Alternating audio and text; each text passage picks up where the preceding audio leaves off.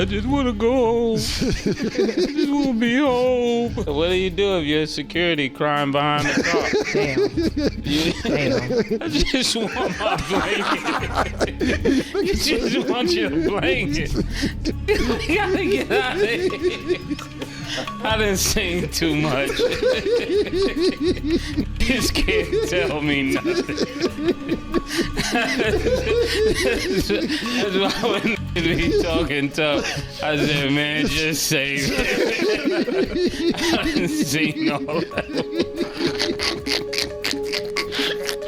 Nigga said he want to just go home. Oh, shit. This blanket. You're like, what? But he there for security. I'm never going to be in this position. I just want to go home and I just want to be under my blanket. Oh, we got to get out of here. God, you get me out of here. I'm never fooling with these niggas. When you talk about hip-hop history, the murder of the notorious Big is one of those moments that'll never fade. It's been over 25 years, and the case is still officially unsolved, but the drama around that night in Los Angeles just keeps getting messier. And now, two people who were close to the situation are publicly going at each other. Mase, Bad Boy's former golden boy, and Gene Deal, Diddy's ex-bodyguard, a man who was actually there when Biggie got gunned down. What started as a joke on a podcast turned into a full-blown back and forth, with old wounds and hidden truths getting dragged back into the spotlight. It kicked off when Mase and Cameron were clowning on their It Is What It Is show. They brought up Gene Deal and laughed about the fact that on the night Biggie was killed, Gene didn't fire a single shot back at the shooter. Mase cracked jokes, Cameron laughed, and they moved on, but not everyone found it funny. For Gene Deal, this wasn't just playful banter. This was about a night that's haunted him for decades, a night where one of the greatest rappers of all time lost his life right in front of him.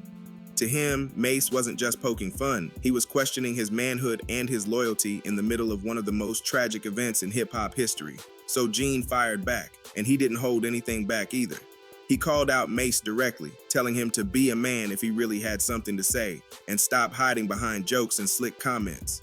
Gene reminded everyone that Mase wasn't even at the party that night because, according to him, Mase felt something was off and stayed away. That little detail, if true, changes the tone completely.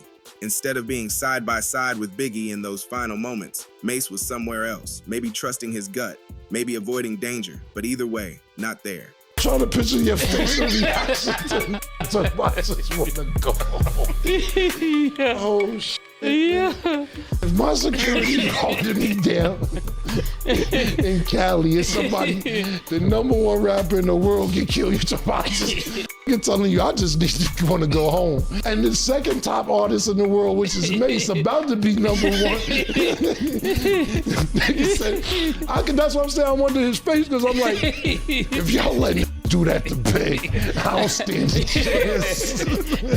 Gene even revealed a phone call between them that happened after the murder. According to him, Mase straight up asked, "Why didn't you shoot back?"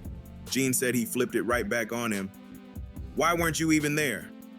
That's a cold exchange, and it cuts right to the heart of the tension. One man lived it, the other watched from a distance, and now they're trading shots about who should have done what. For Mase, the story didn't end with him avoiding the party. He claims that after Biggie was killed, he was basically trapped in a Los Angeles hotel, surrounded by about 70 Bloods gang members. He says he feared for his life in the days after the murder, feeling like the city was a powder keg ready to explode. Whether you believe him or not, that's the picture he paints. One of a young rap star caught in the middle of gang politics he had no way of controlling. The tension between Mase and Gene isn't just about that one night. It's about the years of silence, rumors, and finger-pointing that followed. And now, decades later, the wounds are still open. What makes it even messier is that both of these men carry pieces of the puzzle about what really happened to Biggie. And every time they talk, you get the feeling that there's more to the story than either of them is willing to fully spill, at least for now. If you want to say something, Mase, tell us why you didn't go. Mase, why you didn't go to the party? Mase, why you didn't go to the party? Because I was in a hotel with Brandy. Why you didn't go? Brandy told you, you told me that Brandy told you, let's go to the party. Why you didn't go to the party? I didn't go to the party because all y'all seem like snakes. And I'm not going to... So, Mase, who told you, Mase, didn't I tell you, listen to him, Mase, let's keep it 100. When you was riding around, Let me answer. Go ahead. Let me answer the question. You guys went to security. If somebody shot the biggest rapper in the world, why y'all didn't shoot back? Y'all had guns? Mase, let me ask you something. I'm gonna get to that. Mase, one question. When you was riding around Cali with Stevie J, didn't I pull you to the side and say, what the fuck is you doing in a drop top Benz riding around with Stevie J around Cali? Did I say that to you? Mase? That's some To understand why Gene Deal took Mase's podcast jokes so personally, you gotta look at how he's told the story of that night for years. Gene was more than just a bodyguard. He was part of Diddy's inner circle, the muscle that made sure the bad boy machine kept running during one of hip-hop's most dangerous eras. The night of March 9th, 1997, the crew was in Los Angeles for the Soul Train Awards after party. Biggie had already been in the middle of the East Coast versus West Coast firestorm, and everyone knew the energy was tense. Tupac had been murdered in Vegas just 6 months earlier, and nobody could predict how the streets were gonna move. Gene says that from the moment they touched down in LA, he was on high alert. He noticed how certain people in the city were moving, how cars seemed to pop up more than once, how eyes were on them everywhere they went. The after party itself was packed, celebrities, gang affiliates, street bosses, all in one space. According to Gene, that mix of egos, liquor, and politics was a dangerous combination.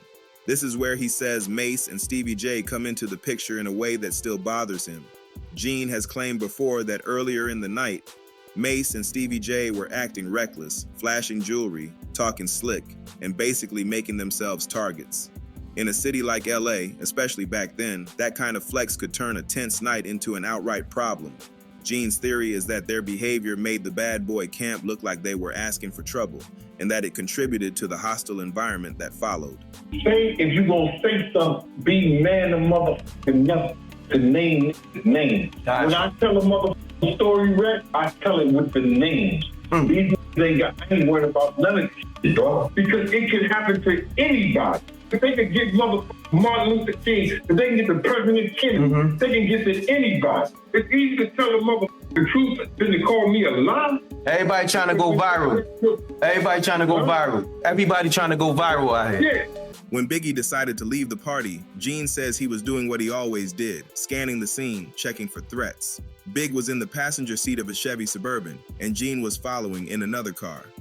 That's when the shooter, driving a black Impala, pulled up to Biggie's side and opened fire. 4 bullets hit Big, one of them fatal. Gene says the whole thing happened so fast there was no realistic way to return fire without risking even more lives. In his mind, pulling a gun out in the middle of that chaos could have gotten other people killed, and it wouldn't have saved Biggie. This is why Mase's joke about him not shooting back cut so deep. Gene feels like he made a split-second decision in an impossible situation, and he's been living with that moment for over 2 decades. To have someone who wasn't even there clown him about it, that's more than just disrespect. It's crossing a line. And that's where this beef gets layered. It's not just about who did or didn't pull a trigger. It's about credibility. In street culture, your word and your actions define you. For Gene, his actions that night were about survival and protecting the people he could. For Mase, the way Gene handled it is fair game for jokes, but only because he wasn't in the line of fire himself. Gene's version of events has always been wrapped in the bigger mystery of Biggie's murder. He's hinted that there were bigger forces at play that night, that the hit wasn't just some random act of revenge, but something orchestrated. And while he's never named names outright, he's made it clear that there are people who know exactly who pulled the strings. That's why when Mase brings his name up like it's a comedy punchline, Gene feels like it's not just personal, it's a distraction from the real truth that still hasn't come out. Because Mase wanna laugh and lie about the situation, let's get into it, bro. I wanna get into this. Prior to the Peterson Museum, Mase and Stevie J went to a celebrity basketball game. They let the dudes I don't know if it was the dudes from the Dog Pound. It was the dudes that was Crips. They let Stevie J and Mase know we want Puff and we want Big. Mase felt like he was safe, laying down there, throwing up West Coast signs with them. Mase came back from that game. He let me know and he let Puff know. He never mentioned a damn thing to Big. As his label mate, as a fellow New Yorker, he had an obligation to tell Big, and he know I came and got him. And Mase said, yo, Big Gene, why you here? Why you here? He said, Big Gene, I'm all right. I said, if you was all right, why am I here? From Mase's perspective, this whole thing plays out differently. He's not shy about admitting he skipped the party the night Biggie was killed, but in his mind, that decision might have saved his life. On his end, the way he tells it, he wasn't being paranoid for no reason. He claims there was a weird energy in the air in Los Angeles that weekend, and that something deep inside told him to fall back instead of sliding with the rest of the Bad Boy crew. Mase has said before that right after Biggie was murdered, his own situation in LA turned into something straight out of a movie. According to him, he was holed up in a hotel with Cameron when about 70 Bloods surrounded the building. He paints a picture of gang members waiting outside, deep and organized, giving him the impression that if he stepped outside, it was over. Whether this was connected to Biggie's murder or just part of the larger gang tension in the city, Mase makes it sound like he was in real danger just for being part of the Bad Boy roster. This story adds a twist to why he wasn't at the party. If you believe Mase, it wasn't about ducking responsibility or skipping out on supporting Big. It was about trusting his instincts and avoiding a situation that could have turned fatal for him too. The streets have a saying, move smart, live longer. And from his angle, that's exactly what he did. But here's where things get murky. Mase telling that story now, decades later, doesn't erase how it looks to someone like Gene Deal, who actually stood there when the shots rang out. To Gene, Mase's absence that night still stands out because it meant one less pair of eyes and ears in a crew that already had enemies everywhere. And the fact that Mase now feels comfortable throwing shots at him over how he handled that night, that's where the respect line gets crossed. Mase has also hinted that the Bad Boy camp wasn't as unified as people thought back then.